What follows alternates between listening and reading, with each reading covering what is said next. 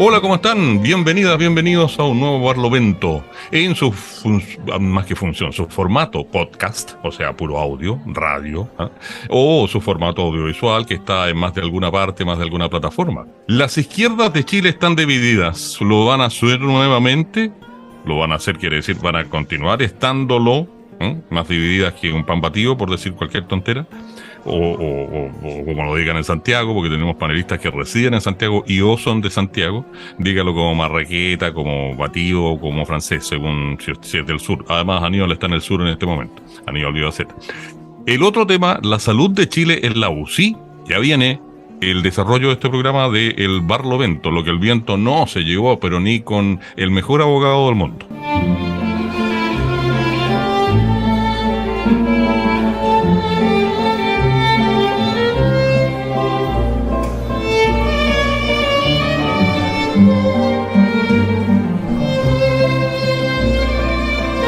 Ahora con ustedes, Barlovento.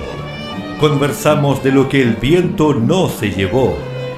Helmut Loos conduce en una amable tertulia de los temas políticos, culturales y sociales que a Chile le importan. Semanalmente conversamos de la A a la Z, de manera amable, distinta y crítica, de los acontecimientos sociales, económicos, culturales y políticos que son conocidos y a veces no tanto. En Barlovento parecemos una improvisación aparente e informal. Sin embargo, tratamos los temas con una visión seria, responsable e inteligente. ¡Salud! Ahora comienza Barlovento.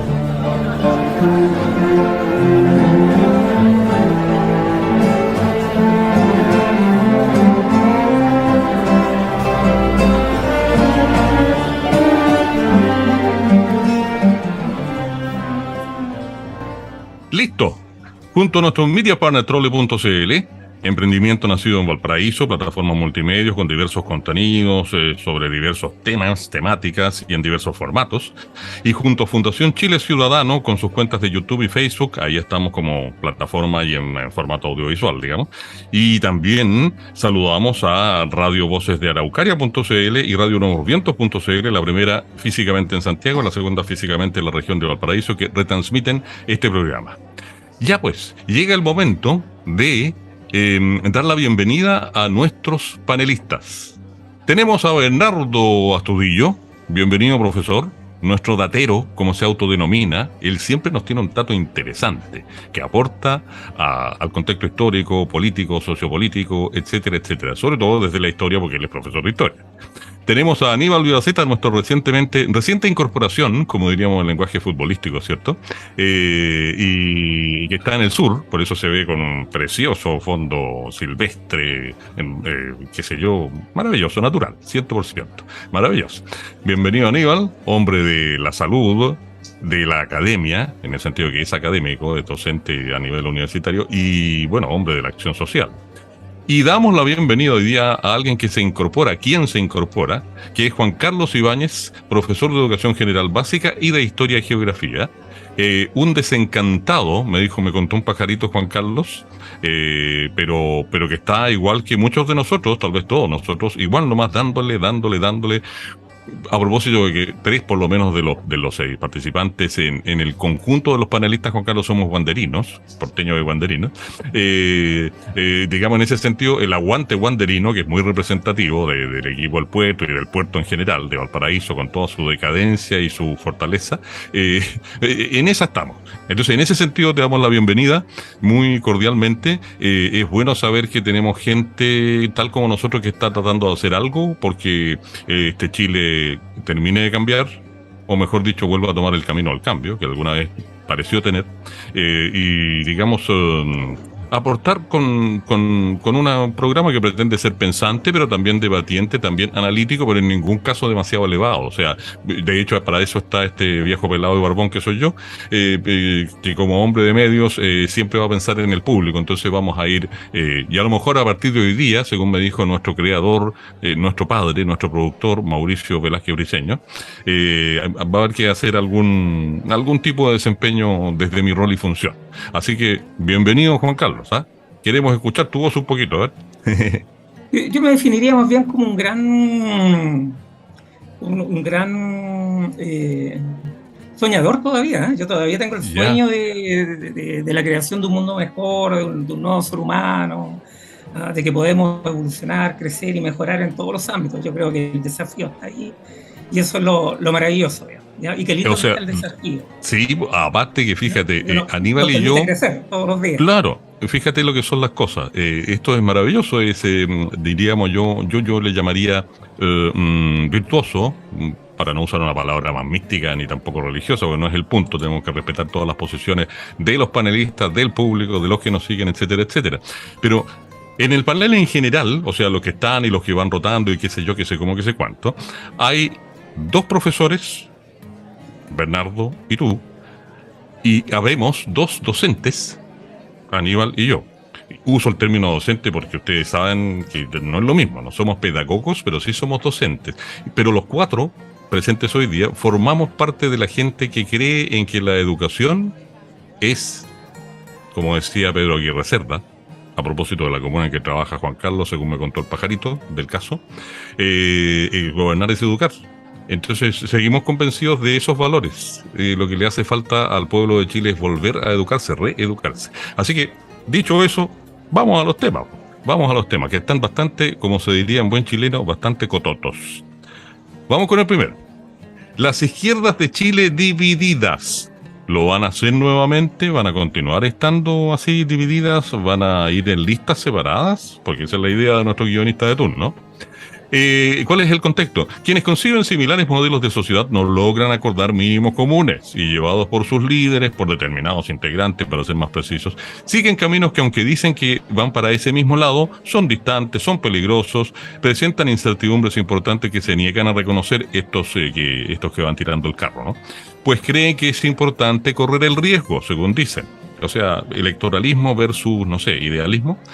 Por seguir el camino iluminado que dicen tener, hacen imposible, por lo tanto, cumplir los grandes objetivos comunes que nos convocan y que convocan a las izquierdas, se supone. La dignidad y el buen vivir de las personas, ¿no? El próximo lunes 6 de febrero vence el plazo para inscribir a los candidatos y candidatas que se van a postular para ser miembros del Consejo Constitucional, que tendrá la responsabilidad de redactar el texto final de acuerdo a lo que escriba y determina la comisión de expertos, como bien se sabe ahora, con esta cocina de hoy en día, que se les propondrá a los chilenos y chilenas y que deberá ser ratificado el domingo 17 de diciembre en las urnas de todo el país. Quienes piensan de manera similar, las izquierdas de Chile, aún no llegan a acuerdo y quizás tristemente tampoco lo van a llegar a hacer. La historia política en Chile tiene mucho de estas acciones de división y resultados complejos y distantes de lo que la gente de las izquierdas se supone espera, ¿ya? Así que aquí vienen las preguntas, ¿no? Definitivamente. ¿Se acuerdan y pueden hacer mención de las acciones en que ha terminado nuestra política cuando la división se ha hecho presente? Ya que tenemos dos profesores de historia, mejor todavía. La siguiente pregunta, invitatoria o provocativa. ¿Ustedes qué opinan? ¿Es mejor una lista única y evitar quizás un nuevo y arrollador triunfo de la derecha chilena? O sea, una visión electoralista, diríamos. Última pregunta provocativa e invitatoria. A pesar de un proceso constitucional impensado, poco democrático, muy alejado de la participación ciudadana, el kitchen center, como digo yo, ¿vale la pena que las izquierdas se separen y se inicie una enemistad política, poco menos, o por lo menos un distanciamiento? Sí, pues aquí vamos a aportar un último dato de contexto para el público, con la paciencia de nuestros panelistas y agradeciéndola. Será el domingo 7 de mayo, la fecha en que casi 14 millones de chilenos van a elegir el Consejo Constitucional, y hoy, martes 31 de enero, a solo 6 días de inscribir a los candidatos. El conglomerado de Apruebo Dignidad, compuesto por Convergencia Social, Revolución Democrática, Comunes, Partido Comunista, Federación Regionalista Verde y Social y Acción Humanista, no logra convencer al socialismo democrático, como se denominan, e integrado por el PPD, el Partido Socialista, radicales y liberales, de que deben formar parte de una lista única de las izquierdas chilenas, con S, bien marcadas las S, en todas las circunscripciones de nuestro país. Por último, decimos, para que la gente recuerde, se ponga en tema, algunos y algunas dicen que dos listas no exponen al presidente Boric a una pérdida electoral importante si no hay resultados exitosos en una única lista. No sé, pues así, volvemos a ese planteamiento maquillista, electoralista, tacticista, estrategista y todos los sismos que se les pueden ocurrir.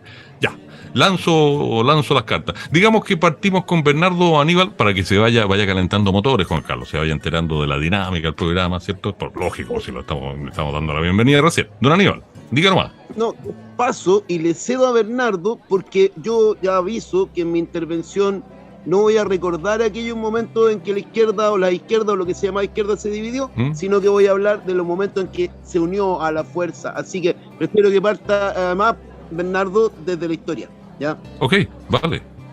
Sí, en realidad yo quiero dar otro enfoque a mi intervención, más que recordar, porque bueno, el plebiscito del 88, donde hay una gran unidad, logra terminar, entre comillas, con la dictadura chilena.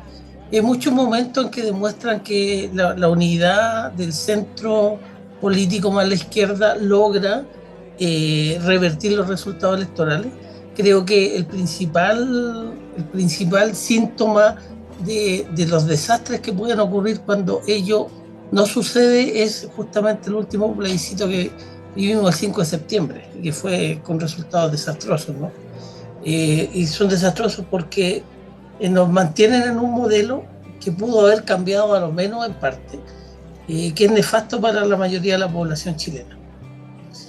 Ahora bien, yo dicho eso, yo quisiera recordar que esta forma de construir una nueva constitución ya es mala, y le pongo ese adjetivo, ¿no? Emito una opinión. En otro momento, en otro contexto, señalé que lo que tiene que ocurrir aquí es que se exprese la soberanía popular. Nos convenga o no nos convenga, mi posición era que se convocara un plebiscito y se le preguntara nuevamente a la población, a todo el pueblo chileno, ¿queremos seguir con este proceso constitucional? Mi pálpito interno, más allá de mis convicciones, es que no iban a dar un rotundo no. Pero con eso yo me hubiera quedado mucho más conforme con esto que pasó. Entonces, en ese contexto, y ya que estamos sentados a la mesa, ya que estamos en este proceso, ya que estamos involucrados, yo creo que lo que corresponde es hacer los mayores esfuerzos para que las ideas que tiene cierto sector social de Chile se noten en la nueva constitución. Porque si no, a lo que vamos a llegar es a una constitución del 80, que va a cambiar de año, se va a llamar la constitución del 2023, que va a cambiar de personajes que la redactaron, pero que en sí va a decir lo mismo. Por tanto, yo creo que aquí hay dos deberes. Uno que para mí es ético. Yo sé que los políticos no tienen como norma hablar desde la ética, pero yo creo que aquí hay un problema ético. Y el problema ético es darle a los chilenos la mejor constitución que pueda movilizar la sociedad hacia mejores condiciones para la mayoría. Y yo creo que también hay un problema práctico. Mientras más divididos vamos, y eso es históricamente súper palpable, siempre la derecha aparece sobre representada. Entonces yo creo que las dos cosas hay que mirarlas, si es que alguien nos puede escuchar, por favor. Y a propósito de una pregunta que hablaba del presidente Boris, con todo el respeto que le tengo al presidente, no quiero decir que me importa poco, pero creo que no es ese el tema. Este no es un resultado para el gobierno, este es un resultado para la historia de Chile. Si ya estamos en este proceso, hagamos lo posible, que ya es malo, que ya abandona la soberanía popular. Entonces hagamos lo posible por romper las barreras, por empujar los límites y por llegar a una constitución que la podamos leer y decir, bueno, sí, esto es mejor que lo que teníamos, entonces vamos a votar a prueba. Porque si no nos vamos a convertir en los en contra ahora, no los rechazos. Bueno, ¿qué quieren que les diga? Yo me declaro, y esto es para que Juan Carlos se informe, porque los otros lo saben de memoria, ¿no? Me declaro profundamente decepcionado. A mí tonto no me hacen, hablo como ciudadano, ¿ya? a mí tonto no me hacen, porque no tengo herencia en dinero, pero tengo herencia en sinapsis, o sea, en conexiones neuronales en la cabecita, y por lo tanto a mí no me van a venir con que es mejor que la cuestión. No, aquí no fregaron, para decirlo en buen chileno, y en lenguaje más o menos amable dentro de todo, ¿no? Porque hay un lenguaje más agresivo también. No, nos metieron la cuchufleta, como decimos en Chile. Por lo tanto, en lo personal, yo voy a ir vigilando el proceso, y se me ocurre que muchos, todos los que tengamos esta posición o algo parecido, una posición similar, tendremos que ir vigilando el proceso, porque ya nos están vendiendo, como quien dice, un menú de restaurante de alcurnia, cuando resulta que el menú era un menú popular nomás, ¿ah? Entonces, por favor, o sea, primero no nos hacen tontos, tontos o tontas, según corresponda. Y segundo, yo me permitiría recomendar a la ciudadanía que esté un poco en la nuestra, en la posición nuestra, en el feeling nuestro, en el análisis nuestro, que vigilen pero muy de cerca el proceso, este proceso que ya viene maleado, ¿ya? No se engañan, no se engañan ni se dejen engañar, por favor, ¿ya? Entonces, aquí lo que sucedió es que nos birlaron la soberanía popular, y con la tranquilidad esa que tienen esta clase política tradicional, de decir, no, si en el camino arreglamos la carga, no se preocupen. Y ahí estamos, pa. Están arreglando la carga, ya están acomodando todo en su beneficio, de acuerdo a su posición, y sin perder su cuota de poder. Entonces, estamos complicados. ¿O no, Aníbal? Gracias. Mira, yo primero ya había anunciado que voy a mencionar no aquel momento en que las izquierdas o quienes se dicen de izquierda, porque yo puedo decir que soy guapo. Si lo que yo diga no necesariamente tiene que ver con lo que realmente pasa. Entonces, para que yo decir que algo, una coalición, un grupo es de izquierda, creo que tiene que plantearse de alguna manera un cambio profundo, revolucionario, no necesariamente violento, pero sí revolucionario en términos de que sea un cambio radical en cómo está pelado el chancho, un cambio en las reglas del juego radical. Si tú no estáis por eso, para mí no podéis decir somos de izquierda, por mucho que después los medios digan, no sé, pues si prácticamente dicen que Kast es de centro derecha. Entonces, yo creo que parto criticando esto de hablar de la izquierda, las izquierdas, porque esas identidades de repente son resbalosas. Pero en general creo que en la situación en que estamos ahora, si recordamos cómo llegamos a ella, llegamos precisamente por un momento de unión de estas izquierdas y centroizquierdas. Pero un momento que no fue un momento, fueron 30 años de unión de esa política de las alianzas, de la herencia de Elwin. Y sabemos qué personaje era Elwin antes. Y entonces llegamos ¿a qué? Al alzamiento popular. Y un alzamiento popular que básicamente es destituyente, genera como una olla hirviendo, es como una ebullición tan sin forma que tampoco logra capitalizar bien eso como fuerza política. En el proceso, el momento cúlmine es la elección de los constituyentes originales, ¿cierto? Los 155 constituyentes originales. Ese es el momento culminante donde hay por lo menos una conexión entre la calle, por decir así, y la expresión política. Entonces, creo que el mensaje, el mandato que surge desde el alzamiento popular es precisamente que hay que llegar a la raíz, que hay que cambiar cuestiones de raíz, y eso no puede ser de a pasitos cortos, porque cada vez que damos un pasito corto, el empujón que da los sectores conservadores es más grande, o es al menos homeostático, le llamamos en biología, mantiene el equilibrio.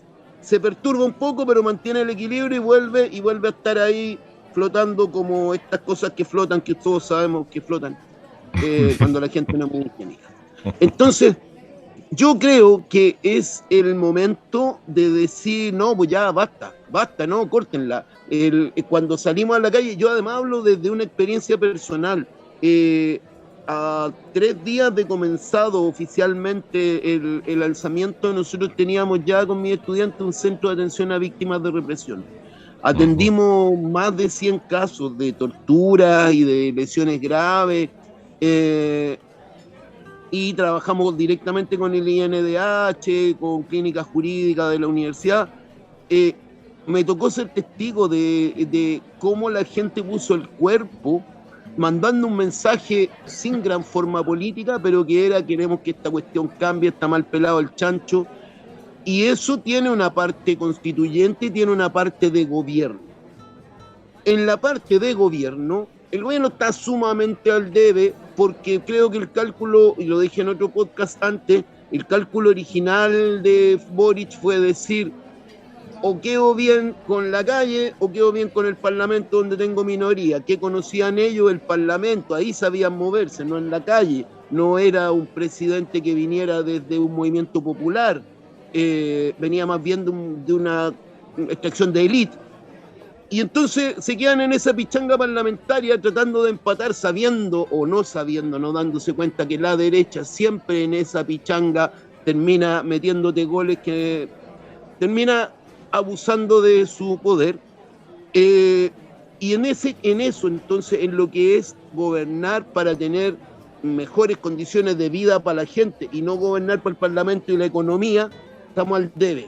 Y en la otra pata, que es lo constituyente, lo que tenemos es justamente lo que criticábamos desde el principio, cuando empezamos a salir a la calle, cuando nosotros empezamos a atender gente que había puesto el cuerpo y fuertemente para llegar a un cambio. Si le hubierais dicho ya, le hubierais pasado un panfleto que dijera: mira, a esto vamos a llegar, y le describieran lo que hay ahora, probablemente te habría ido con un combo. Porque no, desde mi punto de vista es el momento de patear la mesa y decir: no, primero, no todos los que están ahí o todos los que dicen que son de izquierda son de izquierda. Y segundo, me importa poco si al final vamos a decir el de izquierda o no. Creo que finalmente o se expresa el poder destituyente, reconstituyente de la soberanía, como esa olla hirviendo que se generó, o vamos a repetir lo de los 30 años. Esto es peor que la reforma de Lagos, que permitió resolver muchas cosas y permitió consolidar un montón de cosas del modelo, ¿cierto? Esto es peor que eso. Entonces yo soy partidario de patear la mesa y de no ser parte del proceso que es una democracia tutelada como la de Pinochet. Correcto, sí, absolutamente. O sea, el papi se enojó porque el niño hizo un berrinche y ya lo puso en, no sé, lo puso en corral de nuevo, por decirlo así, o en vereda, o en la línea férrea. La línea férrea me gusta más porque es un poco más, ¿qué les dijera yo? Un poco más dramático. Tal vez refleja la tragedia implícita que hay en todo esto que bien describía Aníbal. Juan Carlos, el micrófono es suyo. Bienvenido nuevamente. Esperamos su punto de vista. Sabemos que tú estás donde las papas queman, ejerciendo tu oficio, profesión, pasión, vocación. Así que eres un agente importante en lo social. Sí, mira, la verdad que uno escucha a Aníbal y la verdad es que se llena de tristeza, no por lo que dice, sino por los recuerdos, digamos.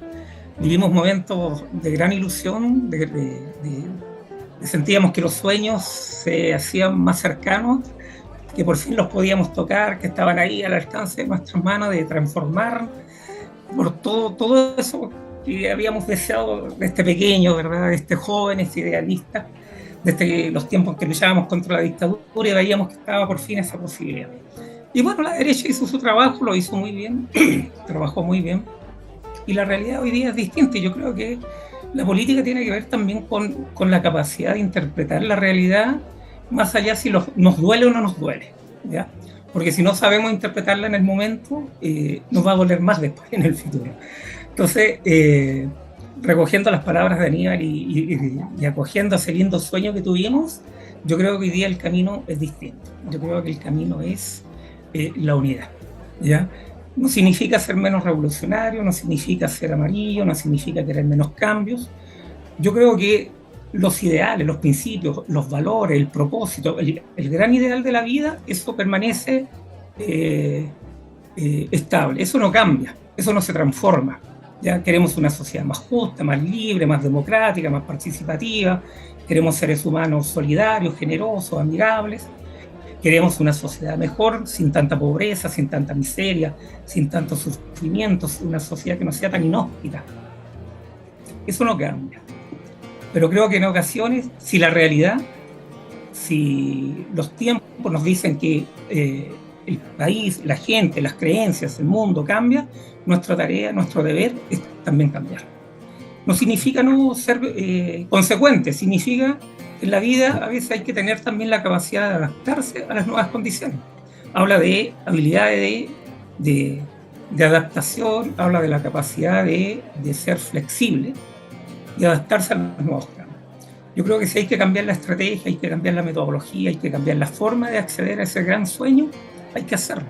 En un momento sentimos que ese sueño lo teníamos y lo dirigíamos, aquellos que estamos por una izquierda más radical, ¿ya? Pero la verdad es que no fue así. Pensamos que tal vez dirigíamos este proceso y que la gente se nos iba a unir y juntos íbamos a hacer las grandes transformaciones. Y sin embargo no fue así. La derecha se organizó, se unió, dejaron las diferencias de lado, fueron a las redes sociales. ¿Qué manera de trabajar las redes sociales? ¿Qué manera de trabajar las redes sociales? Si fue un trabajo impecable, 24/7, con mentiras, con falsedades, en un momento en que la gente viene del trabajo, viene cansada, viene agotada, no tiene tiempo para analizar, no tiene tiempo para investigar, no tiene tiempo para indagar, no tiene tiempo para comparar, solamente se queda con el titular y el comentario así muy panfletario, muy directo. Y con eso se quedó la gente. Y con eso la gente votó. Y con eso la gente o la derecha nos ganó. Y hoy día yo creo que la unidad es el camino. No me gusta, hay mucha gente en este abanico en el que no me gustaría trabajar con ellos, porque no me siento totalmente identificado. Pero siento que es mucho peor que la derecha logre nuevamente el poder, porque, bueno, el gobierno, porque el poder lo tiene. Entonces, si hoy día la derecha nos impide hacer estos cambios, imagínense si la derecha gana las elecciones, imagínense si la derecha llega al poder. Vamos a retroceder 30, 40, 50 años. Tal vez los 4 que estamos acá no pagaríamos el costo. Pero la gente que está viviendo en campamentos, la gente que está viviendo en carpas, esa gente que hoy día vive en carpas y que no lo pasa tan mal, tal vez, entre comillas, porque hace calor, pero en agosto, con frío, con lluvia, con barro, con 2 grados bajo cero, quiero ver a esos niños. Entonces, si eso significa ir en unidad vamos. Tendremos que ir, por supuesto, en el camino, nosotros, instalando nuestras ideas, implementando nuestras ideas, trabajando por nuestras ideas, e ir ilusionando, motivando, apasionando, inspirando a los demás para lograr el sueño que queremos. Pero hoy día yo creo que la unidad es el camino. Aníbal quiere agregar algo, por favor. Sí, gracias. Yo ahí quería marcar también un punto de diferencia, porque creo que desde mi perspectiva, uno de los grandes errores de la izquierda, yo al compañero le creo, no dejo de creerle, pero incluso de aquellos a quienes les creo, es plantear esta idea de la conducción del movimiento, la conducción como la vanguardia. ¿Ya? Creo que eso es problemático porque en general la gente ya no opera con esta idea de ya, yo voy a leer el mundo a partir de lo que me dice este partido o este otro. Mi viejo era un militante así de los comunistas y participaba y era comunista toda su vida y claro, participaba en las discusiones, pero después acataba la orden de partido y todo. Y yo creo que por ahí no ha resultado. Entonces, yo soy mucho más partidario de trabajar sobre problemas concretos. Tú, bueno, algunos ya del programa cachan que trabajo con comunidades en conflicto socioambiental, apoyando desde el lado técnico y a veces también un poco, como soy más viejo, como tirando alguna onda de prácticas, de tácticas o cosas así ante situaciones concretas. Y creo que la mano no va por lo electoral, ni por los partidos conduciendo nada. Creo que la mano va por una concepción distinta de la organización a partir de cómo funcionamos en las redes. Los seres humanos funcionamos en redes y a la vez funcionamos como agentes. Esto es como la cosa de si la luz es onda o partícula. Ambas cosas, ambas formas de concebir tienen diferentes, o diferentes mecanismos, pero ambas, creo, son formas de aproximarse a la idea de que no actuamos como estos grandes bloques, como que la imaginación de la política que hemos tenido desde hace siglos es como una especie de ajedrez y como que uno va a mover las piezas de la gente, los que están detrás del partido político, y resulta que este es como si no tuviera fondo, pues yo levanto el partido político, lo corro ahí, la gente queda de mí, ¿ya? Como estos moldes de queque que tienen una tapa abajo. Entonces se metió el queque a la mesa, ¿ya?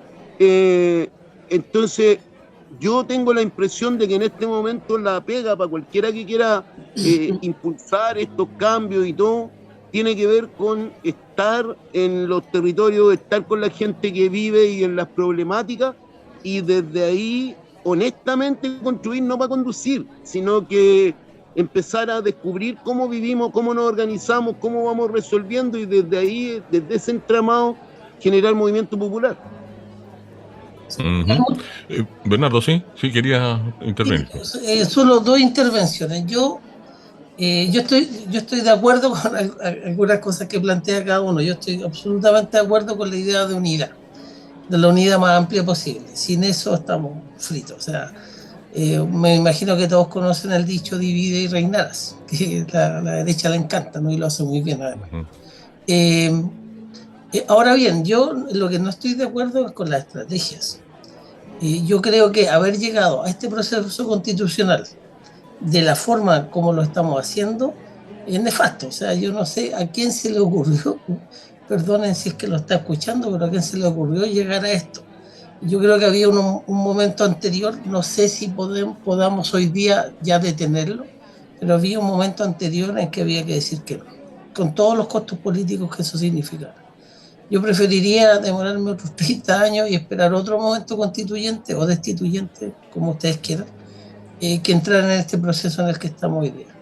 Ahora bien, puestos en este proceso, porque en eso estamos, y yo no veo por dónde, para hacer real política de la realidad, no veo por dónde nosotros podamos bloquear el proceso. Yo creo que va a llegar a término. Es muy probable que, pese a que algunos de nosotros votemos en contra, la mayoría de la población, influida por los mismos medios que la influyeron para votar rechazo, ahora va a votar a favor. Convencida de que esto es mejor que lo que hay y que lo que fue la antigua propuesta.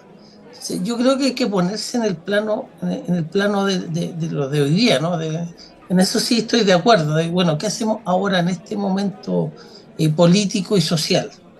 Y sobre el tema de los partidos y los movimientos sociales, pareciera ser contradictorio. Yo no creo que sea contradictorio y hay que tener cierto cuidado. Yo ahí estoy un poco en desacuerdo con Aníbal en términos de a qué nos lleva el movimiento social por sí solo, sin politización, sin partido. Yo creo, en lo que sí creo es en la profundización de la democracia. No creo en partidos que monopolicen la autoridad o el poder. Creo en partidos que dependan de los ciudadanos y no hagan depender a los ciudadanos. Porque ¿qué nos pasó con el último gran movimiento, gran levantamiento popular en Chile? La ausencia de conducción nos llevó a su fracaso, en definitiva. Eso es. Y el 18 de octubre de 2019 no es porque cerraron el metro, o sea, es porque existía un movimiento que se fue produciendo a lo largo del tiempo, sumando gente, convenciendo gente, y que detonó por los tremendos errores que cometió Piñera durante 1, 2, 3 semanas, que detonó ese 18 de octubre y que aglutinó a un montón de movimientos, un montón de esperanzas, un montón de gente que se oponía, que no lo sabía, muchas de ellas no lo sabían, pero se oponía al modo de vida en el que estaba viviendo, y yo creo que todavía se opone, y todavía no está de acuerdo, todavía está disconforme, ¿ya? Pero no lo asocia, no hace los lazos. Entonces, parece ser que por sí solos los movimientos populares que no tienen algún tipo de conducción no nos conducen al éxito. Y la idea es que las transformaciones efectivamente se produzcan, no que no se produzcan.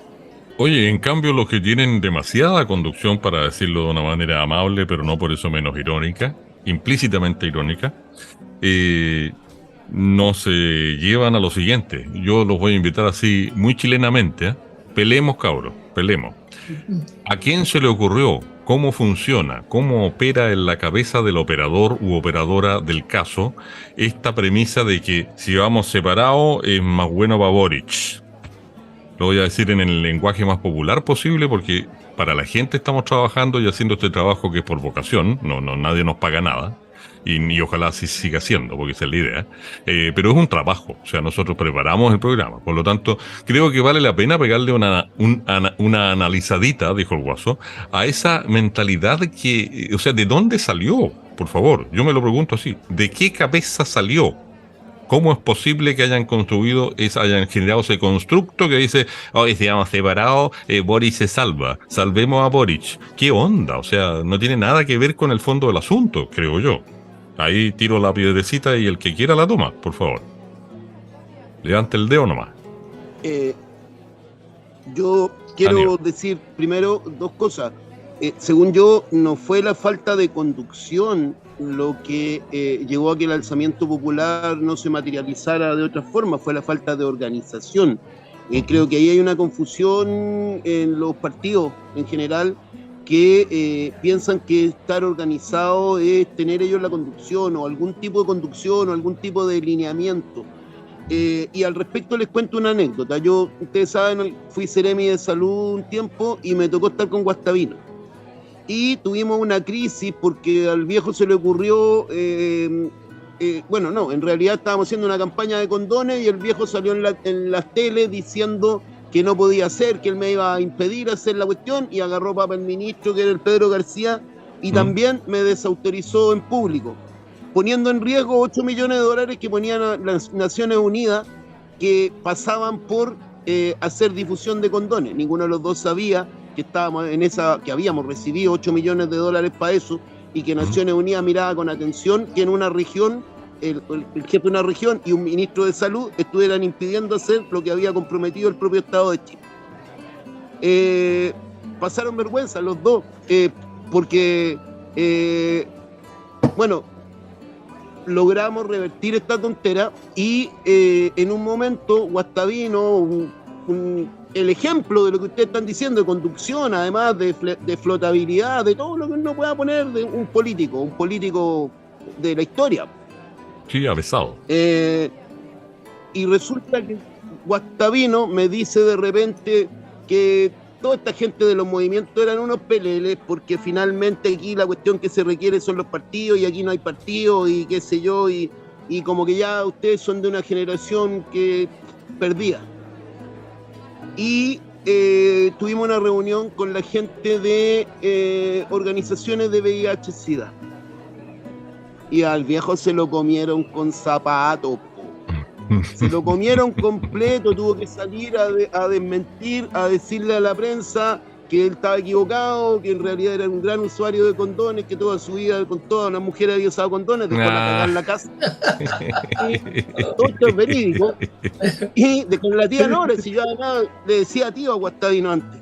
Entonces, tuvo que reconocerme que efectivamente la gente de movimientos tiene alta capacidad. Yo trabajé asesorando a la gente Pascualama en un tema técnico súper específico, pero quienes llevaban la batuta era la gente de ahí, pelo tieso y manos con tierra.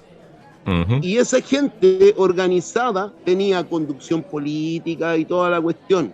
sin partido. El pueblo unido avanza sin partido, compañero. Uh-huh.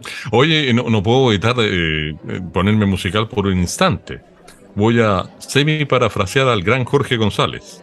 Guastavino, revuélcate en tu tumba. Perdón por lo que son creyentes y todo aquello, pero es que, por favor, el hombre se mandó una rana, como se dice.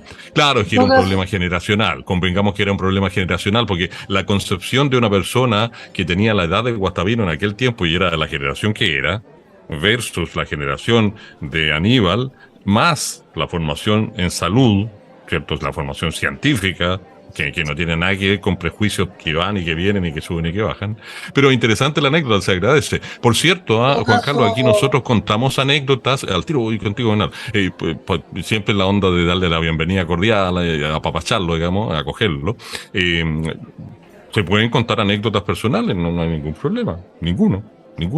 Yo, por ejemplo, vengo del mainstream, como se le dice, ¿no es cierto?, mediático, el negocio mediático y toda cosa, pasé por ahí y hoy en día, bueno, estoy totalmente en la área de enfrente, absolutamente, y cuento cosas y así por el estilo. Es una posibilidad, ¿ya? En la dinámica del programa. Bernardo quería intervenir, y cuando quieras tú levanta la mano, Juan Carlos. Muy breve porque ya tenemos otro tema que tratar, ¿no?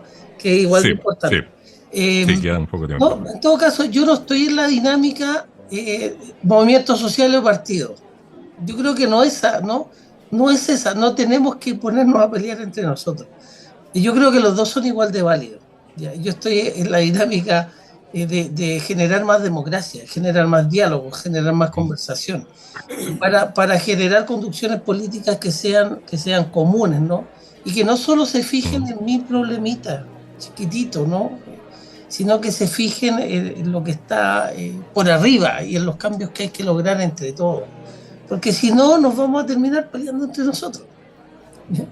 Los comunistas con los movimientos sociales, los socialistas con los indigenistas, y así. Porque hay para regalar. En movimiento social hay mucho. Y son temáticos generalmente. Entonces, además se ha producido una subdivisión, pero infinita, en el periodo de los últimos 40 años, más o menos, en lo que a filosofía política se refiere, o subfilosofía, como quien dice, link, sublink, y así por el estilo, y eso todos nosotros lo hemos observado. O sea, incluso nuestros hijos están por causas que nosotros no teníamos idea que existían, no las habíamos concebido, y así siguiendo, nuestros alumnos también. En fin, nos han educado, nos han reeducado. Nosotros hemos sido la generación, en promedio, los que estamos acá, y los que componen el panel en total, el staff completo del programa, hemos sido influidos y reeducados, ¿por qué no decirlo? Como nunca antes las generaciones de nuestros padres, de nuestros abuelos, bisabuelos, etcétera, habían sido, ¿no? Eran ellos los que educaban. Ahora a nosotros, incluso a los docentes y profesores y pedagogos, nos educan. Y hemos tomado conciencia de muchos temas que, como dice Bernardo, son una larga lista de subfilosofías políticas, por así decirlo, que tienen que ver con las izquierdas o la izquierda o la gente que se siente izquierda o la gente que está por una mayor conciencia social, etcétera, etcétera.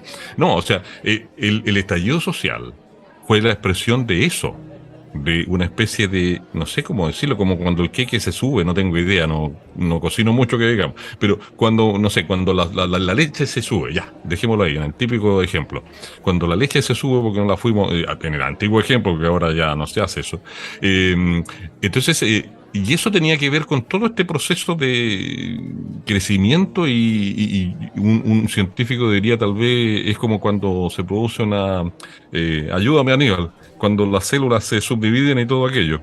¿Ah?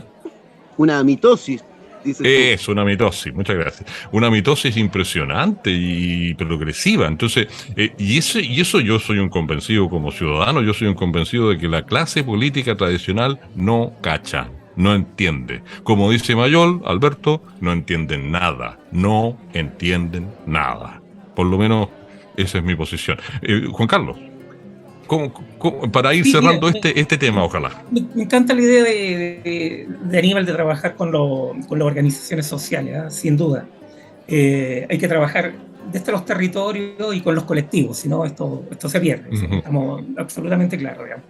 Pero también los desafíos son tan grandes que no creo que baste eso. ¿ya? Hay un porcentaje de la población gigantesco que no participa en partidos políticos y no participa en organismos sociales. ¿Y qué hacemos con ellos? ¿Qué hacemos con ellos? Entonces, yo creo que la invitación es la que nos plantea Aníbal, de trabajar con las organizaciones sociales, y me parece fantástico, trabajar con los de abajo, como decía el presidente Allende, desde las raíces, ¿verdad? Pero también la historia nos enseñó que tenemos que trabajar con los de arriba, porque arriba están los recursos, están las ONG, está, no sé, el recurso material, están los medios de comunicación hasta donde podamos controlar, es decir, son aportes tanto de arriba como de abajo, como en el centro, que van a ser necesarios para hacer estos grandes cambios. No basta solo con las organizaciones sociales. Por Dios que son importantes, por Dios que es lindo el rol que juegan, pero no es suficiente. La pregunta es, ¿son suficientes? ¿Son suficientes para los cambios que queremos hacer? ¿Queremos una sociedad con un enfoque de género? ¿Queremos una sociedad con un trato distinto a los migrantes? ¿Queremos una sociedad con mayor participación de las comunidades LGBT? ¿Queremos su mayor participación y mejor calidad de vida para los pueblos originarios? No solamente del sur, ¿qué pasa con nuestros hermanos del norte? De la Serena hacia arriba, etcétera. ¿Qué pasa con la formación ciudadana? ¿Qué pasa con la participación activa? ¿Qué pasa con el cambio climático y nuestro compromiso con él? ¿Qué pasa con la paridad? ¿Qué pasa con nuestros adultos mayores, que son cada día más y que requieren necesidades? ¿Qué pasa con todos nuestros niños que viven en la pobreza? ¿Qué pasa con la educación que está tan abandonada, la educación pública? ¿Qué pasa con las enfermedades mentales que crecen de una manera impresionante? ¿Qué pasa con las personas que están en situación de discapacidad? Las organizaciones sociales tienen el poder, la fuerza, los recursos, los medios de comunicación, los contactos para hacer esos cambios. Yo imagino que no. Entonces, qué lindo el rol que juegan, nos motivan, nos animan, nos entusiasman, nos estimulan, pero no es suficiente. Tenemos ahí que seguir creciendo y ampliando acompañamiento. Y ahí la idea es que sepamos también nosotros tomar nuestro liderazgo, motivar, animar, entusiasmar y trabajar como hormiguita, día a día, todos los días, todos los días, todos los días. Esto es como el trabajo de los padres, nunca termina. Nunca termina. Entonces, mi invitación es que recojamos la invitación que hace el Aníbal de trabajar con las organizaciones sociales, pero también no olvidar los que están más arriba. Y yo creo que los políticos sí saben lo que hacen, ¿eh? Lo que pasa es que no les gusta, que es distinto. Y ahí las organizaciones sociales tienen que obligarlos a entonces digamos que no quieren, es algo peor que no entender nada, peor, no querer entender, peor. Porque no querer entender es miseria, es condición de miserable. No hay otro título, otro adjetivo en este caso, no hay otra etiqueta para ponerles, se la ponen ellos solos, porque el que entiende que 2 más 2 son 4, ya con eso basta.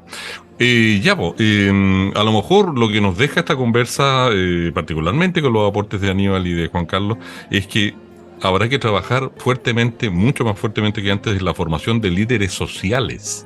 No necesariamente líderes que lleguen a partidos políticos, participen en partidos políticos, militen o pretendan llegar a partidos políticos. Ahora, eso es más complejo, convengamos. En un país latinoamericano como Chile, que se cree lo que no es, ¿cierto? Que aspiracionista, por ejemplo, etcétera, etcétera.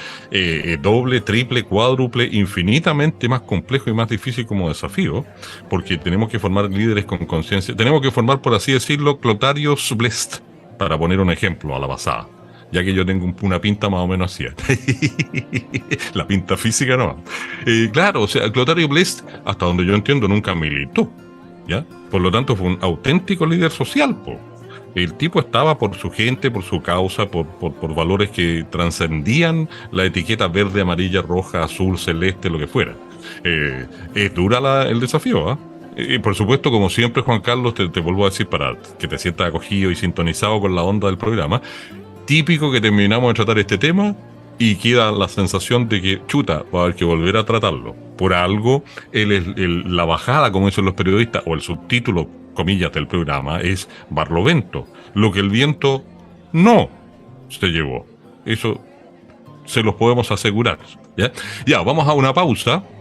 con nuestro media partner Trole.cl, ¿cierto? Volvemos para tratar un tema que me interesa, que aprovechemos el tiempo porque queda poco tiempo, porque tiene compromisos personales, Aníbal, entonces tiene que retirarse luego respecto de la hora en la que estamos grabando, ¿no? Y por lo tanto nos interesa mucho su opinión porque él se mueve en el sector salud. Es lo que podríamos llamar la salud de Chile, producto de esta crisis de las ISAPRES, estaría en, no sé, en la UCI más o menos. Prefiero plantearlo como pregunta. Y aquí que me perdone el guionista de turno que lo plantea como premisa. Yo prefiero plantearlo como pregunta. Ya, vamos y volvemos. Radio Nuevos Vientos. Refrescamos el alma de Chile. 24 horas de música de raíz folclórica, latinoamericana y de contenido social. Todos juntos construimos un nuevo Chile. En Radio Web Nuevos Vientos queremos ser tu amiga fiel. Te informamos y entretenemos con la música histórica de nuestro país, con los comentarios y programas que te hacen sentido y mueven tu razón. Nuevos Vientos Radio. Nuevos Vientos Radio Web, 24 horas acompañando tus momentos especiales y de conexión con lo importante. Participa con nosotros, comenta en nuestra web y página de Facebook. Tus opiniones nos interesan. www.radionuevosvientos.cl.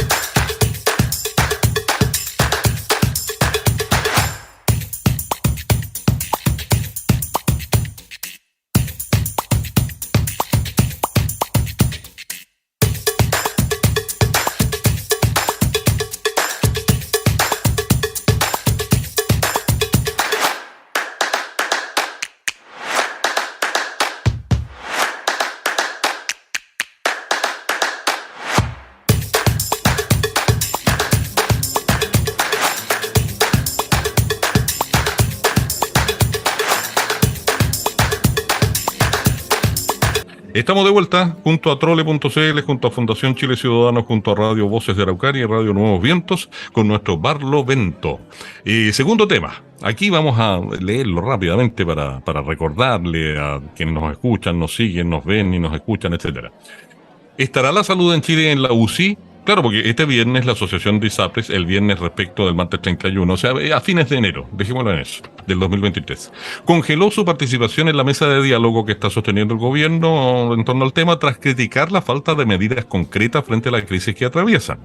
Las aseguradoras de salud exigen mayores certezas mientras siguen a la espera de que la Superintendencia de Salud les informe cómo se va a implementar el fallo de la Corte Suprema, que como recordarán ustedes, las obliga a regirse por la tabla de factores establecida en 2019 y restituir los cobros en exceso a los afiliados. En respuesta, el Ministerio de Salud subrayó este sábado, recién pasado, también a fines de enero, porque el programa no sale exactamente en directo, ¿cierto? Está postproducido, que la resolución del máximo tribunal ha sido clara en señalar que las mismas ISAPRES son responsables de su situación. Además, la ministra de Salud, la ministra Aguilera, convocó para este viernes 3 de febrero a una reunión a las comisiones de salud de la Cámara de Diputados y del Senado para analizar alternativas legislativas que permitan abordar una solución para este tema. Entonces aquí van las preguntas. ¿Cómo se imagina cada uno de los panelistas presentes un sistema de salud empoderado, fuerte, justo para todos y todas los chilenos y chilenas? Este nuevo modelo de sistema de salud, ¿cómo se debería llevar a la práctica de tal forma de no vivir un proceso de transición que pudiese causar daño y perjuicio a miles de chilenos en una de esas? Tercera y última pregunta, y vamos con los panelistas y partimos por Aníbal. ¿Un nuevo sistema de salud para nuestro país implica nivelar para abajo, nivelar para arriba? ¿Se podrá, no se podrá, etcétera? Don Aníbal Villaseca, aprovechemos su tiempo y su aporte experto. Muchas gracias. Miren, yo creo que hay que partir explicando que hay dos subsistemas grandes de salud. Existe otra cosa como el sistema de las Fuerzas Armadas, que es un sistema comunista, por decir así, en que en la práctica aportan y todos reciben beneficios en función de lo que aportan el sistema de las Fuerzas Armadas, ya lo querrían los soviéticos, pero los otros dos sistemas, los grandes, el sistema de las ISAPRE y el sistema de FONASA, funcionan con lógicas distintas. Si bien a ambos se les llama seguro, el sistema, voy a partir por el de FONASA, cuando nosotros nos inscribimos en FONASA y funcionamos además con los CESFAM, con los centros de salud, con los consultorios, hay una forma de concebir la salud como un proceso que se genera colectivamente, se genera por cómo vivimos, y de hecho ser pobre es malo para la salud porque hay un montón de factores que aumentan mis riesgos y todo si soy pobre,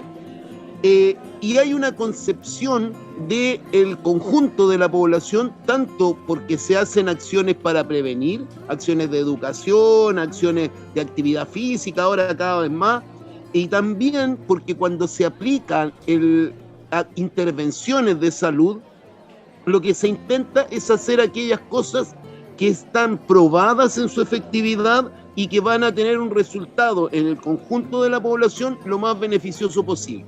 Ese es el concepto de FONASA. La gente muchas veces asocia FONASA con la compra de bonos, y eso es desde ya una perversión del sistema, la compra de bonos, porque es un subsidio que cruza hacia el prestador privado y que es lo que más crece en la práctica en el sector, y saca plata, lo que más se lleva plata y cada vez más, y saca plata de lo que tendríamos para atender al conjunto de la gente. Por el otro lado, existen las ISAPRE, que son instituciones con fines de lucro. Eso hay que tenerlo súper claro. Tienen costos de administración mucho más altos y además sus propietarios retiran beneficios y están acostumbrados a retirar beneficios, y son miles de millones que han retirado durante muchísimo tiempo. Pero más allá de eso, ¿cuál es la lógica que hay en la atención de salud?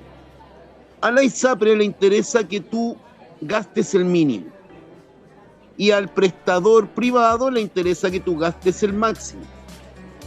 Ninguno de los dos está preocupado. Ojo, cuando yo digo el prestador privado no estoy hablando del médico, sino que estoy hablando, por ejemplo, de Integra Médica. Ya mis colegas que hacen clínica, no, la mayoría no tiene una consulta que va y abre con su llave y que el doctor y saluda a la secretaria de toda la vida. Esa imagen de... No, sáquensela de la cabeza. Hay gente que va a trabajar en un box que es de un gran prestador, un mega prestador, y que muchas veces, o sea, no sé, yo conozco un loco que, por ejemplo, es constructor, pero tiene un montón de clínicas odontológicas. No tiene idea de odontología, pero sí tuvo la idea de las inversiones, y el loco gana la plata porque trabaja en otros. Así funciona el sistema de atenciones privadas en buena medida, actualmente cada vez más, de forma creciente. Entonces este prestador privado, que ni siquiera es de salud muchas veces, que es como un sostenedor de colegio, este prestador privado le interesa que chuparle plata a la ISAPRE y a la persona, y a la ISAPRE le interesa que no le chupen la plata. Ese es el tipo de diálogo, el tipo de comunicación que se da en este sistema. No es mirar la salud desde el punto de vista colectivo y ver cómo mejoramos y cómo hacemos intervenciones que sean lo más probado y qué sé yo. Mi viejo tenía ISAPRE y le mandaron a hacer 3 exámenes para el ojo y los 3 eran para decir lo mismo. Pero son exámenes raros, para un caso raro al médico le interesaba tener los exámenes y que pague el ISAPRE. Entonces, ese sistema chupa plata por todos lados. Es como andar, yo soy navegante, es como andar en un velero que está lleno de hoyos. Por todos lados te está entrando agua, ¿ya? En este caso, por todos lados se sale el agua, es como un colador. Entonces, como digo, los ejecutivos retiran beneficios, los dueños retiran beneficios, los ejecutivos ganan plata, se gasta en publicidad. Y finalmente el foco no está en la gente. Entonces, ¿de qué estamos hablando ahora? Primero, de aplicarle a esta gente las reglas del mismo mercado que ellos defienden. O sea, es muy loco, pues ellos son eficaces, eficientes y todo, cuando tienen todas las posibilidades de violar las normas, y en el momento que se les exige que cumplan las normas ya no pueden y hay que ayudarlos. Pobrecito, soy un pobrecito ISAPRE, ¿ya? Entonces, ¿qué es lo que propugnamos? Y que es la lógica de todos los sistemas de salud que son eficaces. La gente a veces mira a Estados Unidos, Estados Unidos es un sistema para agarrarse la cabeza, ¿ya? Es malísimo y tiene pésimos resultados de salud, peores que nosotros en gran parte de los indicadores, mucho peores que Cuba en todos los indicadores. ¿Qué es la fórmula que es conocida hace muchos años? Todo el mundo paga según lo que tiene. Quienes tienen más, pagan más. Y después se reparte en función de las necesidades de cada uno, con un criterio general de hacer intervenciones que sean probadamente eficaces, que sean adecuadas para las personas y que en el conjunto apunten a mejorar la salud de la población, incluyendo la prevención. Ahora uno dice, bueno, pero ¿y va a quedar la acá? ¿Ya? Porque no puedo decir la palabra, pero va a quedar la grande porque las ISAPRES van a desaparecer y qué sé yo, como los dinosaurios. Pero yo me agarro de un dato que es súper divertido, que alguna vez, antes que la ministra fuera ministra, lo comentamos. Resulta que cuando las ISAPRES, ellas mismas, en un estudio con una universidad, no me acuerdo si es la del Desarrollo o la UDLA, hacen un estudio hace poco y muestran que, según ellos, si las ISAPRES desaparecieran y la gente tuviera que irse al sector público, aumentaría en un 71% la demanda insatisfecha en el sector público. Terrible para agarrarse la cabeza así y sacarse el pelo, como hizo usted, maestro. Pero resulta que las ISAPRES atienden como el 17% de la gente. Entonces no es fácil, no es difícil con una regla de 3 darte cuenta de que eso significa que las ISAPRES están declarando que tienen como 4 veces más demanda insatisfecha de lo que tiene el sector público. Y ahí viene una segunda pata. El sector público ya compra un montón de prestaciones. A mi modo de ver, un exceso de prestaciones las compra en el sector privado. Cuando se hizo la garantía G de la diálisis, surgieron los centros privados de diálisis, ¿cierto? Y entonces 2 o 3 nefrólogos se asociaban y pituteaban teniendo este centro de diálisis. Entonces ahí hay un riesgo de comprar afuera.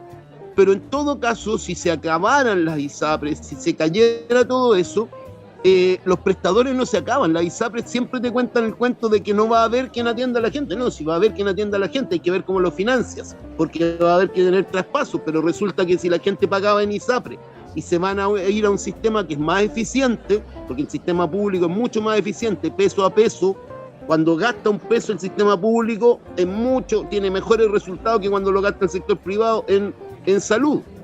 No solo en salud, pero ahí está demostradísimo, ¿ya? Entonces, si tú vas a tener la plata que llega de aquella gente que en este momento paga la ISAPRE y que incluso se da lujitos con los excesos, curiosamente los parlamentarios de izquierda, socialistas, fueron los que impulsaron que tú fueras dueño de los excedentes de la ISAPRE y te pudieras hacer después prestaciones innecesarias. Eso fue un logro socialista.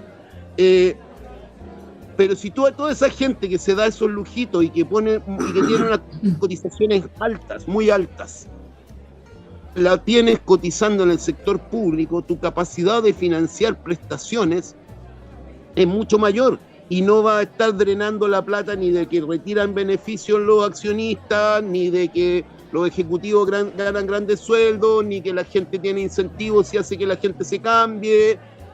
Y va a tener un enfoque general hacia mejorar la salud de la población, ¿ya? Entonces, este sistema, los sistemas únicos, unificados de salud, en los cuales la base es que todo el mundo paga a un sector público, a todo el mundo le preocupa que el sector público esté bien, porque si los parlamentarios tuvieran que pagar en el sector público, les gustaría que estuviera mejor, ¿ya? Si fuera su opción principal. En general, si la gente que toma decisiones se tuviera que atender en el sector público, se preocuparía más del sector público. Pero además, como esa gente tiene mucho más plata, al entrar esa plata al sistema, debieras poder administrarla mejor. El problema es la transición, el aterrizaje, pero economistas buenos como el Riesco, por ejemplo, la gente de la Fundación Sol, que son Manuel Riesco, ¿no? La gente de la Fundación Sol, ellos han dado mirada respecto a este sistema y han dicho, oye, loco, si no, esta cuestión no es para tanto, ¿ya? Esto no es catastrófico de ninguna manera. Entonces, Las ISAPRES se están victimizando simplemente porque tienen que cumplir, y lo mejor que podría pasar es que no estuvieran. Uh-huh. Oye, aprovechamos de despedir a Aníbal, de liberarlo, en ese sentido despedirlo, porque no despedirlo al panel, por favor, de liberarlo, porque respetamos su tiempo y por supuesto que la opinión experta de él desde la medicina, desde el hecho de haber sido Seremi de la región de Valparaíso en salud, etcétera, nos deja pero harta claridad e incluso desde lo administrativo, financiero, etcétera, etcétera. O sea, en otras palabras, aquí hay una cuestión operística de por medio, ¿ah? Yo solo sofrendo. Cantan más o menos los afectados de las ISAPRES. Bernardo, Juan Carlos, el que quiera ahí, por favor, complemente. Muchas gracias de nuevo, Aníbal, porque nos dejó, oye, fue una pequeña clase magistral de 15 minutos, no, 10 minutos, un poco más. Porque el que no tenía claridad, ya la tiene, pero la tiene más clara que mi calva. Así de clara, imagínense. Bernardo. Dejémosle la palabra a Juan Carlos para que... Ya, pues, dele, Juan Carlos. Ya conoce la dinámica. Sí, dele nomás. Y levanta el dedo cuando haya que levantarlo. Juan Carlos. Sí, bueno, es difícil hablar después de él, ¿eh? Porque maneja datos, cifras, valores, sí. Tiene historias, tiene experiencia. Me parece fantástico. Mira, yo llevaría el tema un poquito más a algo específico. Siento que hoy día la crisis no es solamente de las ISAPRES en general, ¿ya? Tenemos problemas de camas, tenemos problemas de licencias médicas, ni hablar de las licencias médicas. Uh-huh. Tenemos un sistema de salud público tremendamente precario, que no está en quiebra, pero tremendamente precario.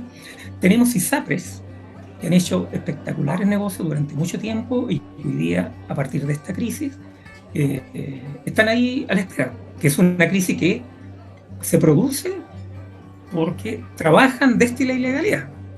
O sea, ellos trabajaron desde la ilegalidad y a partir de ahí se genera una crisis en la cual hoy día vemos que los representantes de las ISAPRES esperan solamente soluciones. Yo no veo aportes, no escucho ideas, no escucho algo que nos pudiera decir que el camino es tal o cual, digamos. Hoy día me imagino yo algo parecido a lo que ocurrió con el salvataje de los bancos durante la dictadura, ¿verdad? Donde los recursos debieran venir de nosotros y donde nuevamente ellos debieran seguir haciendo los negocios. Y la pregunta es, hoy día en el año 2023, ¿estamos en condiciones de eso? ¿Podemos repetir la historia? Es cierto que muchas veces se repite la historia y no se aprende, pero en este momento yo no sé si es la situación. Yo creo que hoy día el camino no es el salvataje de la ISA. Yo creo que hoy día hay tal vez nuevas instituciones, nuevas regulaciones, nuevas leyes, nuevas fiscalizaciones, nuevos acompañamientos, pero que en el fondo den eficacia y eficiencia a un sistema que lo único que hizo fue ganar dinero.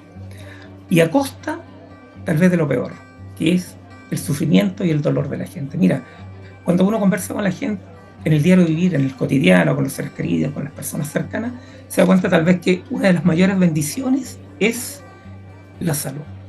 Porque cuando no tienes salud ya después no viene nada. Entonces, yo creo que han habido grandes avances. Tú hablabas de contar experiencia. Bueno, mi suegra estuvo hospitalizada mucho tiempo, mi padre también estuvo hospitalizado, y yo hoy día le doy gracias al sistema público, a pesar de estar en ISAPRES, pero le doy gracias al sistema público. Por Dios que ha mejorado mucho, y ha mejorado sobre todo en el ámbito humano, en la cercanía, en la calidez, en el acoger al paciente. Porque cuando tú estás en la cama, estás en la camilla, estás en el quirófano, estás en la sala de recuperación, no solamente quieres que pase el dolor, también quieres ser bien tratado, bien acogido, quieres ser escuchado, quieres ser acompañado. Y eso yo creo que hoy día hay un gran avance. Pero hoy día las ISAPRES nos ponen en otro tema, nos ponen en otro desafío. ¿Cómo transformamos un sistema de salud tremendamente injusto? Donde lo decía Aníbal, donde se socializan las pérdidas, ¿verdad? Pero cuando se trata de ganancia, como lo hemos escuchado muchas veces, por Dios que son liberales. Entonces, yo creo que hoy día, después de años de conocer las ISAPRES, yo creo que no podemos abrirnos la posibilidad de que esto siga de tal forma que uno pudiera decir más de lo mismo. O sea, aquí tiene que haber un quiebre, tiene que haber un cambio, tiene que haber una transformación y tiene que llegar el momento de empezar a construir un sistema de salud más justo. Que es difícil, porque aquí hay intereses creados de todas partes, especialmente de nuestros políticos, ¿verdad?, del Congreso, porque uno podría preguntarse, y en todos estos años de ilegalidad de parte de las ISAPRES, ¿dónde estuvieron los tribunales de justicia? ¿Dónde estuvieron los políticos? ¿Dónde estuvo el Congreso? ¿Cómo no hubo una voz de alerta? Entonces, ¿qué ocurrió? Que aparece un ciudadano que pone una queja, aparecen 100 ciudadanos que ponen queja, 1000 ciudadanos, y creo que hoy día se llegó a una cifra cerca de 500.000, ¿verdad? Entonces el sistema ya no daba más. Pero fueron nuevamente los ciudadanos, las personas comunes y corrientes que organizadas provocaron este quiebre. Entonces, la invitación es al gobierno, es a los políticos, es a la comunidad, a que no volvamos a repetir la historia. No podemos salvar a las ISAPRES para que sigan ganando dinero. Sí, porque no nos pase lo que con los bancos, en buenas cuentas, históricamente hablando. Oye, a propósito de contar experiencia, yo espero que le sirva a alguien, y si no, mándeme a la porra, digo, los auditores, auditoras, espectadores.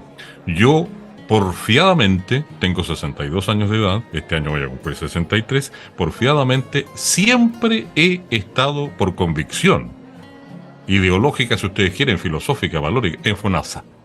En algún momento de mi vida laboral tuve un bastante buen pasar. ¿Qué hacía? Iba a la clínica cuando me tenía que atender en salud, pero seguía estando en FONASA. En otras palabras, ¿tuve que pasar por ISAPRES? No. Porque las ISAPRES, y aquí hago uso de mi experiencia mediática, que también es muy larga, las ISAPRES lo que trabajaban desde el punto de vista del diseño publicitario era una especie de, bueno, ciertamente de elemento aspiracionista, sin duda alguna. Entonces, estar en ISAPRES, ojo, estar en ISAPRES, mirémonos al espejo, por favor, chilenos y chilenas. Estar en ISAPRES te da estatus. Te daba, te dio y te va a seguir dando, o se seguiría dando si fuera el caso en el futuro. Entonces, no perdamos el norte. Yo cuando necesité tratarme en temas de salud unas cuantas veces, usé directamente una clínica en Quilpué, ¿ya? Donde vivo hace muchos años siendo porteño. Y listo, y no tuve que pasar por ninguna ISAPRE. O sea, ¿qué onda con la ISAPRE si lo lleváramos al término futbolístico? Este es un defensa que le da el pase directo al delantero y se pasa por el bolsillo al armador de juego, y punto. Se acabó el tema. Todo lo demás es aspiracionismo, permítanme el término un poco ofensivo, pero un poquito, ¿no? Tonterismo, valga el neologismo. Sí, o sea, de manera tal que yo he estado hace, ¿cuántos años llevo de vida laboral? Déjeme sacar la cuenta. 41 años, ¿cierto? Y no me he salido nunca de FONASA, no me he cambiado nunca de FONASA, y no pasó nada. Y ahora estoy evitando tener enfermedades porque hice un régimen con un sentido muy científico de reacomodo de mi alimentación, digamos. Y con eso evito, o sea, ojo, no me la estoy dando de médico ni nada por el estilo, pero si uno no quiere tener enfermedades y pasar en el hospital, la clínica o lo que fuera o fuese, tiene que tener buenas costumbres alimentarias. Buena planificación alimentaria a partir de los 50 años más o menos, aproximadamente. Yo lo hice un poco después. Y puedo dar testimonio de eso. Claro, ojo con eso, ojo con cómo nos alimentamos. Eso, mira, me acuerdo de mi mamá, que en paz descansa hace harto rato, hace varios años, que era profe de inglés, decía, reproducía un dicho muy británico, ¿no? Porque ya estudió en los tiempos que se estudiaba inglés británico, ¿no? Y se enseñaba el mismo. An apple a day takes the doctor away. Una manzana al día mantiene lejos al doctor. Y así de antigua la filosofía popular, que te explica cómo hay que evitar usar demasiado el sistema, el sistema que fuera de salud, ¿ya? Para no pasarla mal. Esto, desde otro punto de vista, yo trato de aportar puntos de vista que difieran un poco de los de ustedes, porque por algo ustedes son los panelistas, ¿no? Sí, esa es la idea, ¿ya? Bernardo, haciendo un acopio de preguntas, pensando en ustedes dos y que nos quedan, no sé, unos 20 minutitos de programa, voy a releer rápidamente las preguntas. ¿Cómo se imaginan cada uno de ustedes un sistema de salud empoderado, fuerte y justo para todos los chilenos? Este nuevo modelo de sistema de salud, ¿cómo se debe llevar a la práctica? ¿De qué manera? El proceso de transición, etcétera. ¿Vamos a nivelar para abajo? ¿Vamos a nivelar para arriba? Hago un resumen de lo que plantean las preguntas de nuestro guionista designado, como que no, en realidad al que le tocaba por turno. Aquí no hay ningún designado, ninguna designación, Juan Carlos. Bernardo. Muy bien. Juan Carlos, ¿quería agregar algo? Muy cortito, me parece muy interesante lo que dices, pero yo lo complementaría todavía más, ¿ya? no dejaría afuera yo la actitud positiva, los pensamientos positivos, la actividad física, las relaciones humanas, el contacto con el medio ambiente, sobre todo hoy en día. ¿Ya? Es una mirada integral. ¿Ya? Entonces, recojo tu invitación y le agrego ahí un poquito de condimento también. Así suceda también con nuestros auditores y auditoras y telespectadores y o espectadores y espectadoras. Ya no se habla de tele, esto no es tele, pues son podcasts audiovisuales en plataformas. Bernardo, hágase cargo de las preguntas, profesor. Bueno, yo lo primero que quisiera hacer es saludar al sistema público, ¿ya? Yo creo que es un sistema que es eficiente y que cumple con su rol. Obvio que tiene problemas, y todos los sistemas de salud tienen problemas, ¿no? Pero yo creo que mucho de lo que se le achaca es injustamente achacado, porque obviamente si el sistema de salud público atiende casi al 80% de la población chilena, la ISAPRE al 20% restante, puedo estar equivocado en algunos puntitos en el porcentaje, pero así es. Entonces, obviamente, el sistema público está mucho más exigido. Y pese a ello, su estándar y lo que ha logrado a lo largo de la historia de Chile es tremendamente importante. Si nosotros tomamos la cantidad de niños que mueren entre 1970 por cada 1.000 habitantes, ¿no? Entre 1970 y hoy día es un ascenso progresivo. Nosotros tenemos índices iguales a los de Europa. Y eso no es porque sí, sino porque hay un sistema público de salud que consiguió esos logros. La vacunación. La vacunación, que hay que vacunarse del COVID, bueno, ¿quién vacunó? El sistema público, esencialmente, ¿no? Los privados hicieron su aporte, pero... Entonces yo creo que el sistema público chileno, con todas sus deficiencias, que tampoco hay que taparse la vista y decir, no, es que aquí todo funciona perfecto, no, eso sería una mentira. Hay situaciones y lugares donde está tan exigido el sistema que hay gente que tiene que esperar 20 horas, hay gente que muere esperando. Eso ocurre, es real, pero en un sistema que está tremendamente exigido y que funciona con poco presupuesto. ¿Por qué? Porque hace mucho tiempo en Chile, lo sabemos, los esfuerzos están puestos en que el privado hace mejor la pega, etcétera, etcétera. Entonces, al final, nosotros como por reflejo, empezamos a pensar, no, en realidad sí, pues no, las ISAPRE son mejores, sí. Pero es que esta es una competencia de una persona que le pasaste zapatos, le pasaste el mejor uniforme, lo entrenaste, le pusiste piernas biónicas y el otro está corriendo a pata pelada. El que corre a pata pelada en muchas instancias le gana al que está corriendo en muchas mejores condiciones. Entonces yo creo que el sistema público en Chile hay que potenciarlo. Volver a repetir lo que señalaba Juan Carlos, los empresarios siempre quieren privatizar las ganancias y socializar las pérdidas. Y este es el típico caso, que la ISAPRE ahí se olvida del neoliberalismo, del capitalismo, de las quiebras. Cuando les afecta a ellos, se les olvidó. Entonces van donde el Estado, oiga, arreglen los problemas. Entonces la pregunta es, ¿por qué todos los chilenos le tenemos que resolver el problema a una empresa privada? Que, les voy a mencionar la cifra, el primer semestre del año 2021, hace 2 años atrás, obtuvo utilidades por 49.804 millones de pesos del sistema ISAPRE completo. Entonces, bueno, y si seguimos para atrás, durante toda su trayectoria el sistema ha obtenido ganancias. Bueno, ¿y qué pasó con esas ganancias? Si lo que se hace en otros países cuando esto ocurre, bueno, se vende la empresa, se declara la quiebra, se inyectan recursos. Esos son los mecanismos del capitalismo. Entonces, digámosle a la ISAPRE que ocupe los mecanismos del capitalismo. Pida préstamos, venda a quien tenga mejor sustento, que quiera echar a andar la empresa. Grandes empresas de automóviles, por ejemplo, han estado al punto de la quiebra, la aprendieron, ¿ya? Y que aquellos que las compraron invirtieron y sacaron a flote la empresa. O definitivamente quiebre. Ya, pero no nos diga que nosotros les resolvamos problemas. Oye, ¿y por qué no imaginar un sistema público donde, habida cuenta de que se generó mucho servicio privado? Cuando digo servicio hablo de las clínicas mismas, no de las ISAPRES, porque las ISAPRES aquí es como, mira, son como quien dice, como el invitado de piedra en esto, po. A ver, intermediarias, es lo siguiente que voy a decir, Helmut. Claro, pues viste, es que estamos comunicados telepáticamente, lo tenemos que confesar hoy en día al público. Dele, Sí, claro. maestro. Claro que las ISAPRES son viles intermediarias entre el paciente, el cliente y la clínica que efectivamente presta los servicios. Entonces no hay ninguna razón para creer que estas intermediarias no puedan ser reemplazadas por otro agente. Puede ser estatal o como hay gente que se resiste a lo estatal, un ente privado sin fines de lucro,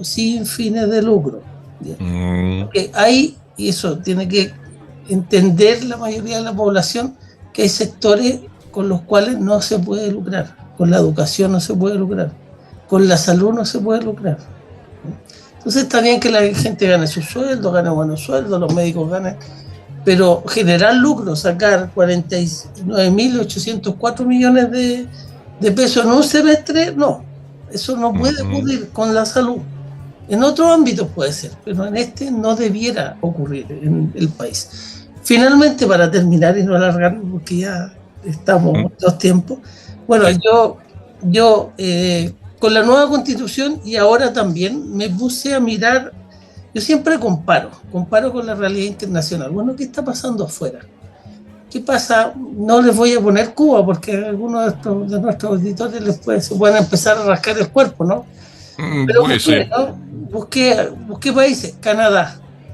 Canadá tiene un sistema que es público, y Canadá, por si alguien no lo sabe, es un país absolutamente capitalista. Tiene un sistema público dirigido por el Estado, que se organiza territorialmente en territorios y provincias, y que también hay privados que el Estado le compra servicios. ¿Ya? La característica que tienen es que son de derecho privado, pero sin fines de lucro. Inglaterra, el sistema es absolutamente público, de pies a cabeza, y nadie me puede decir que Inglaterra sea un país tremendamente comunista, que está a punto de ganar, no sé, de llegar no sé qué, ¿no? Y cortito, históricamente hablando, ¿quiénes inventaron la banca? El concepto de la banca, los británicos, po. Entonces hay mucho, bueno, ¿para qué decir del sistema cubano? El sistema cubano es tremendamente exitoso, es un sistema completamente estatal y es tremendamente exitoso. Entonces, lo que prima y se nos olvida, de tanto estar en esta islita que se llama Chile, nos olvidamos que lo que prima en el mundo son sistemas públicos que le ofrecen garantías de salud a la gente, y que en algunos casos, en muchos casos, se asocian con clínicas privadas que prestan servicios. ¿Sí? Y fines de lucro. Oye, antes que se me olvide, perdona que te quite la palabra de nuevo, pero es que no se puede dejar pasar la oportunidad. Cuando uno dice sin fines de lucro, mucha gente seguramente piensa, bueno, ¿y quién le paga los sueldos a los doctores, a las enfermeras? Sin fines de lucro significa que no meto la mano en las ganancias y saco plata para mi bolsillo, miles de millones. Eso significa sin fines de lucro. Ojo, porque de repente, con la deseducación ambiente, de repente hay que hacer estas salvedades que tal vez para nosotros tres sean obviedades, pero muy probablemente más de alguien va a abrir los ojos así, como plato, diciendo, eso es sin fines de lucro. Yo pensaba que era otra cosa. Te digo. Te devuelvo la palabra. Sí, bueno, estaba cerrando. O sea, no es tan necesario imaginar. Existen en el mundo sistemas que funcionan perfectamente bien, que tienen largas trayectorias. El sistema inglés, por ejemplo, es después de la Guerra Mundial, o sea, tiene 70 años de historia. Y ahí está, funciona, da prestaciones excelentes, etcétera, etcétera. Entonces, hay que mirar la experiencia internacional y darse cuenta de que hay otro mundo y que es posible y que probablemente sea mejor que lo que tenemos en la actualidad. Perfecto. Bueno, Estamos, si Juan Carlos quiere agregar algo, que estamos entrando a cerrar, como dicen por ahí, o empezando a cerrar. No, muy breve, recoger algo que tú dijiste. La ISAPRE nos da estatus. Sí, lamentablemente vivimos en una sociedad donde todavía un porcentaje muy alto de la población tiene una fuerte tendencia de egoísmo, de individualismo, ¿ya? Y donde por lo tanto, en la medida en que yo estoy bien, no me interesan los demás. Entonces ahí un reconocimiento al sector público, y yo digo que junto con los docentes, o no, me lo enseñó ahí nuestro director, que junto con los docentes, digamos, debiéramos estar en esa cúspide social, ¿verdad? Donde debiéramos ser los grandes líderes sociales, porque junto con los docentes también es el sistema de salud el que va a los colegios, el que está en las poblaciones, el que está con los CEFAN, el que está con los ECOF, aquellos que están viviendo la realidad cotidiana de nuestra gente más humilde y de los más necesitados. Entonces, simplemente decir que esta es una gran oportunidad para potenciar el sistema público, ¿ya? Hay gente muy valiosa, muy trabajadora, muy motivada, con mucha vocación y que están esperando ahí una oportunidad, porque durante décadas han estado olvidados. Entonces, tal vez este es el momento. Como siempre, ¿verdad? Los cambios y las crisis nos traen ese lindo mensaje de que es posible. Esa es una cosa muy posmoderna, muy típicamente posmoderna. Yo tengo 500.000 vocaciones frustradas, Bernardo ya lo sabe, te cuento a ti en 3 palabras. Una de ellas es la sociología, tal vez. Esta cosa posmoderna de pensar que, porque nos metieron en el chip en la cabeza, de pensar que las crisis son... ya que esto es audiovisual, lo voy a hacer así, apelando al icono famoso de las redes sociales. ¿Ya? No, pues. Las crisis es una palabra que tiene, bueno, el famoso logo, llamémosle logo, del lejano oriente, de un pedazo blanco, un pedazo negro, y con una pintita blanca el negro y al revés el blanco. Y eso son las crisis. Eso, sobre todo, hacen crecer. Y como yo estoy con pedagogos, y yo soy docente, y quien se tuvo que retirar, el Aníbal, es docente, o sea, creemos en que la educación es la clave, siempre va a ser la clave. Hoy día, mañana, pasado, en el 2030, 40, 50, en el 3000, voy a hacer una recomendación para los amantes de los libros.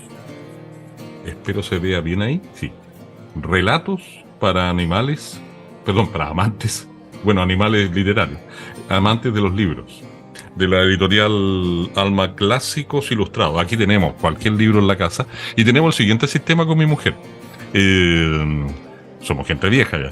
Yo le regalo libros, ella me regala libros y después cada uno lee el libro que le regaló el otro. Por lo tanto, sigue aumentando la biblioteca para que les cuente. Este libro en particular pretende entrar a través de una preciosa recopilación de cuentos de grandes autores, qué sé yo, de todas partes del mundo, en el proceso creativo literario, en la cabeza y el alma del escritor, a través de cuentos que no son ni tan largos, son actos. Entonces, pero eso es para explicar el libro. A lo que quiero llegar, y quería poner este ejemplo al final, que a veces hacemos horita de incidente o minutito de incidente, Juan Carlos, te aprovecho de contar, por lo tanto cualquiera puede pedir por adelantado eso, yo me tomé la libertad ahora.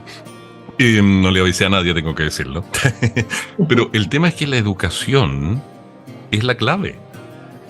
Entonces, este pueblo fue deseducado desde 1973 en adelante en forma premeditada, perversa y miserable, por ya sabemos quiénes, y con qué intenciones también. Entonces lo tienen convertido en general, contra todas las excepciones que correspondan, por supuesto, en un pueblo bastante dominado, ¿ya? Bastante dominado. Y como la educación es la clave, la educación nos da grandes servidores públicos en el ámbito de salud, por ejemplo, ¿se fijan? Entonces, quería dejar este mensajito a través de este libro. A veces recomendamos películas o libros, o qué sé yo, los distintos componentes del panel. Aprovecho de decirle también a Juan Carlos. Pero bueno, junto a nuestros asociados, o más que asociados, aliados estratégicos, porque aquí no corre plata. Para armar este programa no corre plata, en ningún sentido. Nadie, no hay fines de lucro, nadie mete la mano y saca ganancias. No las hay.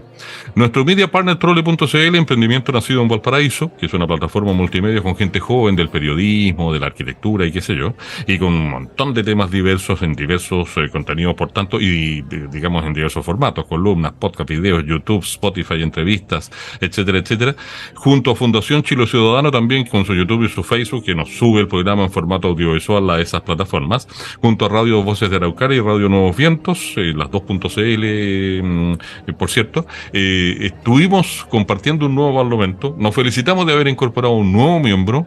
Está empezando a crecer el panel y eso es bueno. Es bueno desde el punto de vista, se lo digo yo como viejo hombre de comunicaciones, porque la gente va sintiendo, viendo y oyendo voces distintas, discursos distintos, personas distintas, rostros distintos según corresponda. Y eso es importante y siempre viene bien. Hay uno que está en pausa, pero ya se va a integrar, así que vamos a tener al final algo así como 6 panelistas o un staff de 6 panelistas. No siempre van a estar todos, obviamente. Aprovechamos de aclarárselo a la gente para que no vaya a pensar que vamos a tener programas de 3 horas de duración. Eso sería, no, eso da para una buena película, ¿no? Así que bueno, a Aníbal Villaseca, que ya no está con nosotros en el sentido que tuvo que hacer algo y yo lo había comunicado anteriormente, por supuesto. Bernardo Astudillo, ¿cierto? El saludo para Fernando, que esta vez no pudo estar. Y Juan Carlos Ibáñez. Fíjate que yo tengo parientes políticos de apellido Ibáñez. En una de esas hay algún tipo de parentesco lejano. Sí. Tuve un abuelastro, como me gusta decir a mí. El abuelo que yo no tuve abuelo, pero en el sentido que se murió muy joven y yo no había nacido, si querés, abuelo materno, pero mi abuelo materno fue mi abuelastro. Y fue el abuelo figura masculina de ese tipo, a eso me refiero. El único abuelo que tuve y con el que conviví, hasta que tuve 7 años y se murió. Así que para mí es significativo, por eso que el apellido Ibáñez para mí es importante. Ya, pues, espero se hayan sentido todos bien, acogidos, bien tratados, qué sé yo, qué sé cómo, qué sé cuánto, y que nuestros auditores y auditoras le saquen calco, particularmente al segundo tema. El primero sí es importante, por supuesto, pero el segundo es de una utilidad pública que, ni te cuento. Reeducar a la gente para que entienda que las ISAPRES no están muriendo. Yo soy músico por formación, entonces me atrevo a cantar, y hasta lírico todavía, claro, porque es una cosa operática esto que le está pasando a las ISAPRES, que les está pasando. Uno se imagina un tenor o una soprano a punto de morir en la escena y que se está casi cortando las venas. Hay que decirlo, para que la gente no crea lo que no es, ¿ya? Para que no le cuenten cuentos, ¿ya? Ya, muchachos, Bernardo, Juan Carlos, Aníbal, que ya se tuvo que retirar antes, y nos encontramos de nuevo en un obviamente nuevo Barlovento, en esta su 5ª temporada, y reiteramos, reiteramos, porque lo hemos repetido varias veces, por lo tanto estamos reiterando. Reiterar es repetir más de una vez. Aquí hablamos de lo que el viento nunca, ni cantando, ni tampoco, ni con abogado, ni con poder judicial de cualquier tipo, se llevó. Son temas eternos, tratables muchas veces, porque este país tiene arreglo. Hay que tener esperanza. Abrazo, muchachos, muchas gracias, y nos estamos viendo en la siguiente ocasión con algunos de ustedes al menos, del ejército de panelistas que tenemos. Eso ya es esperanzador, sin duda alguna. Hasta siempre. Chao, Helmut. Gracias. Chao. Gracias.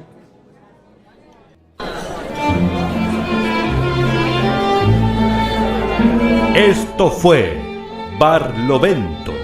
La próxima semana nuevamente podrán disfrutar de un encuentro en un bar de Chile, en donde la política, la cultura y la sociedad estarán en el análisis y los comentarios de Helmut Loss y sus amigos. Lo que el viento no se llevó. Barlovento.